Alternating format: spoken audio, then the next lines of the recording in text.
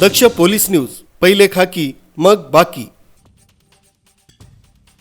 पालघर जिल्ह्यातील मोखाडा आणि जव्हार या आदिवासी बहुल भागात गरीब व निरागस आदिवासी तरुणींना फसवून त्यांचे लग्न लावून देण्याचा गंभीर प्रकार उघडकीस येत आहे। या प्रकारामुळे अनेक तरुणींचे भविष्य धोक्यात आले असून त्यांच्या कुटुंबांमध्ये चिंतेचे वातावरण आहे।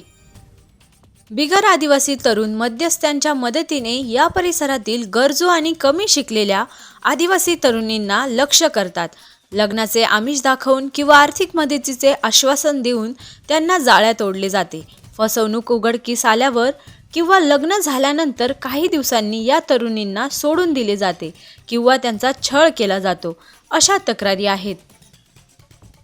स्थानिक नागरिकांच्या म्हणण्यानुसार अनेकदा फसवणूक झालेल्या तरुणी किंवा त्यांचे कुटुंबीय पोलिसांकडे तक्रार घेऊन जातात, मात्र पोलीस या तक्रारीचे गंभीर दखल घेत नाहीत किंवा त्वरित कारवाई करीत नाहीत।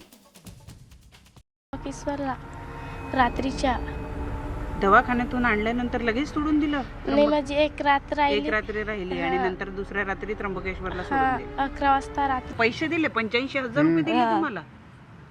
हा, मग तुम्ही काय केलं? पैशाचं काय केलं? ते पैसे मग आम्ही आता गरीब माणसांना म्हणजे खायला पण आम्हाला भेटत नाही वेळेवर, मग ते हे घेतलं, चावल बिवूल घेतलं, काय इकडं तिकडं खर्च केला, कपडं घेतलं। या भागातील आदिवासी लोकप्रतिनिधी देखील या समस्येकडे सोयीस्कर दुर्लक्ष करत आहेत, असा आरोप पीडित कुटुंबियांकडून केला जात आहे।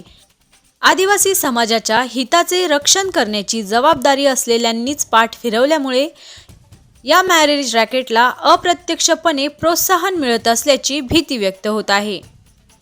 आदिवासी समाजातील सामाजिक कार्यकर्त्यांनी आणि जागरूक नागरिकांनी या गंभीर प्रकाराची तात्काळ दखल घेण्याची मागणी केली आहे। या फसवणुकीच्या मागे असलेल्या मध्यस्थांवर आणि टोळींवर कठोर कारवाई करणे तसेच फसवणूक झालेल्या तरुणींना कायदेशीर व सामाजिक मदत देणे आवश्यक आहे।